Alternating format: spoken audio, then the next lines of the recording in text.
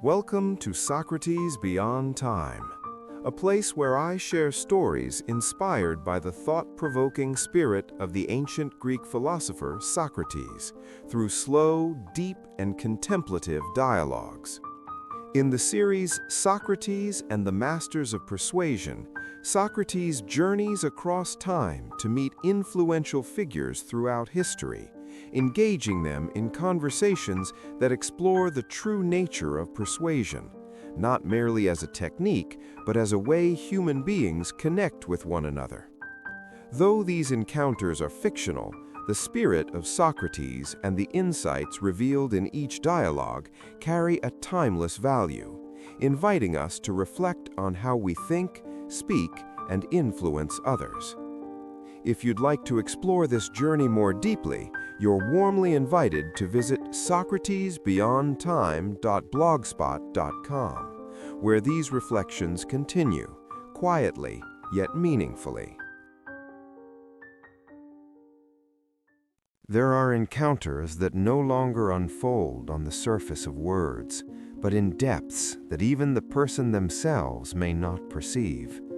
When Socrates faces Edward Bernays, persuasion is no longer the art of reason or dialogue, but the art of shaping perception before a thought can even be named. One believes that people must be awakened to see the truth for themselves. One understands that people can be guided and still believe it is their own choice. Between them lies not merely a difference in method, but a quiet yet profound question. When people no longer realize they are being influenced, are they still choosing or merely living in a carefully arranged dream? 1929, New York City, the city that never sleeps. Buildings rising high like declarations of a new age. Newspapers printing millions of copies every morning.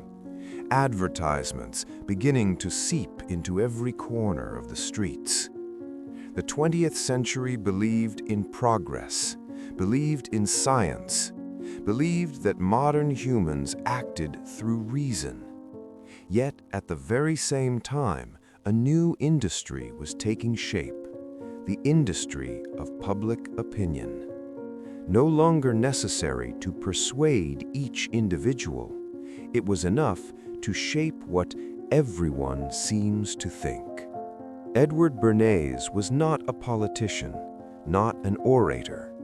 He was the nephew of Sigmund Freud. He believed that human beings are guided not primarily by reason, but by desires, fears, and longings buried deep in the unconscious. And if one understands that, there is no need to argue. One only needs to design the circumstances so people will choose what you want while believing it was their own decision. That morning, the streets of New York City were loud with movement. Newspapers were handed out on street corners. Headlines rushed across the reader's mind faster than the moment it takes to ask, "Why do I believe this?" In a brightly lit office in Manhattan, Bernays sat among stacks of letters.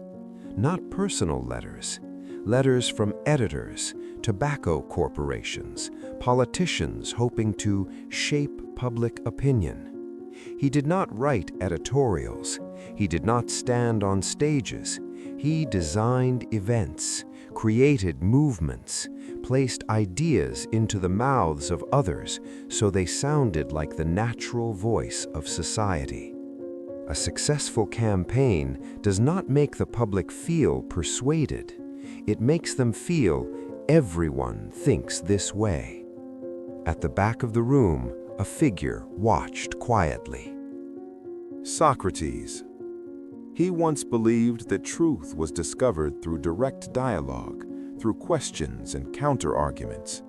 But here, there was no dialogue. No one was being questioned. No one realized they were being guided. Only ideas planted into the crowd like seeds, and no one remembered when they had been sown. A chill ran through Socrates. What happens when people believe they are thinking freely while their thoughts have already been arranged? Bernays placed the stack of letters on the desk. He did not rush to read them. He already knew their contents before opening them. Socrates stepped forward. The wooden floor creaked softly.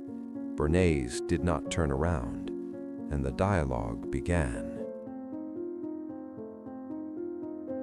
You do not speak to them. There is no need, nor do you question them. They do not know they need to be questioned. Socrates looked out the window. The crowd flowed like a single collective thought. In Athens, the sophists won through speech, but you win when no one realizes there was a game. Bernays smiled faintly. The most effective persuasion is invisible persuasion. What exactly are you speaking of? Belief, habit, or fear? All of them, but deeper still, the feeling that this is my own thought. Socrates turned to look at him. Then you do not appeal to reason. Reason comes later. The unconscious comes first. People act, and only afterward search for reasons to justify their actions. You have read Sigmund Freud? I grew up with him. A silence settled between them. The distant rhythm of printing presses echoed faintly. Where I come from, we ask, is this true? But here, the question seems to be, will the crowd believe it? Whether something is true or not is no longer the decisive factor in mass behavior. Then what decides? Who says it? In what context it is said? And whether the people around them already believe it. Socrates frowned. You are turning society into a collective mind that can be programmed. Society has always been like that. I simply learned how to read the circuitry. Socrates walked slowly across the room. Have you ever asked yourself, if people do not know they are being guided, are they still free? Edward Bernays paused for a moment. Freedom is a beautiful idea, but crowds do not operate on philosophy. They operate on symbols, emotion, and repetition. Are you not afraid this power will be abused? Bernays looked at him directly for the first time. I am, but fear does not stop the wheels of history. Then where do you choose to stand? Where the current can be guided rather than left to chaos. Socrates stood still. In Athens, we feared those who spoke beautifully without seeking truth. But here, I fear those who do not even need to speak and yet can guide the souls of millions. Bernays exhaled softly. You call that dangerous? No. I call it power without illumination. Outside, a fresh newspaper was lifted into the air. The headline spread like fire. Socrates watched it. When ideas no longer need debate, when they only need to be repeated long enough, the human soul begins to fall asleep. Bernays said nothing. Edward Bernays did not sell products. He sold frames of perception. He understood something simple yet unsettling. Human beings rarely choose through pure reason, and crowds almost never do. Bernays's legacy is both brilliant and unsettling.